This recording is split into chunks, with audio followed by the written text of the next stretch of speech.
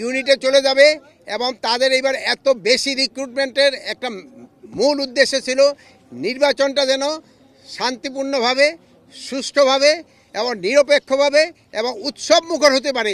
এই জন্যই কিন্তু তাদের এই প্রশিক্ষণ তাড়াতাড়ি কমপ্লিট করে তাদের বিভিন্ন ইউনিটে পাঠাতে দেওয়া হচ্ছে।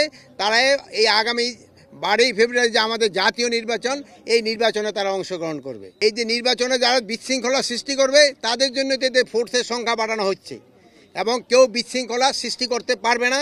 আপনারা যদি সবাই সহযোগিতা করেন নির্বাচন খুব শান্তিপূর্ণভাবে হয়ে যাবে।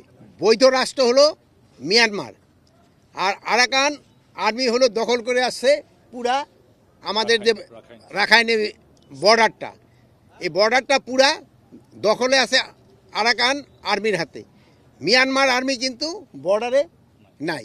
এই জন্য আমাদের একটা তো সমস্যা ডেফিনেটলি হচ্ছে, বাট আমাদের যোগাযোগ হলো মিয়ানমার সরকারের সাথে। তা আমাদের কোনো কিছু হলে আমরা প্রতিবাদ জানাই মিয়ানমার সরকারকে, বাট আরাকান আর্মি যারা এখনও বর্ডার আছে তাদের তো আমরা এখনও বৈধতা দেই নেই এবং তারা যে বিভিন্নভাবে বর্ডারে যে আমাদের কিছু কিছু সমস্যার সৃষ্টি করতেছে তা আপনারা জানেন। কিছুদিন আগে আমাদের একটা ছোটো বাচ্চা মর্টারে আঘাতে আহত হয়েছে, তাকে আমরা অলরেডি ঢাকা নিয়ে আসা হয়েছে এবং মাঝে মাঝে তারা দেশ মিয়ানমার সেনাবাহিনী এবং আরাকান আর্মির বিরুদ্ধে নিজেদের ভিতরে যে সময় গণ্ডগোল লেগে যায় সেই সময় অনেক সময় দুই একটা গোলা আমাদের সাইডে এসে পড়ে। এই জন্য আমরা প্রতিবাদ করছি এবং এটা যেন ভবিষ্যতে না আসে এই জন্য আমরা সব ধরনের প্রস্তুতি নিচ্ছি। বিজলি কেবলসের স্কিন কোটেড ইনসুলেশন আগুন প্রতিরোধী। বিজলি কেবলস, নিরাপদ আজীবন।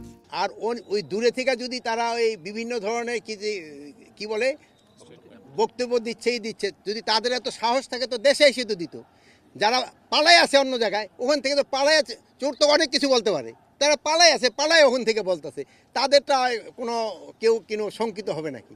যদি ওনাদের সাহস থাকে দেশের ভিতরে আসুক, আইসা আইনের আওতায় আইনের আশ্রয় নেক এবং তারা তাদের কথা বলুক। অন্য দেশে পালায় কথা বললে তো এটার কোনো ভ্যালু নেই। মানে কি সীমান্তে তো সবসময় এই বাহিনী অলরেডি মোতায়েন আছে, বাহিনী মোতায়েন আছে। সীমান্ত দিয়া যদি কেউ কোনো রকমে কোনো কিছু সৃষ্টি করতে চায় কাউকে ছাড় দেওয়া হবে না, কাউকে ছাড় দিতে হবে না।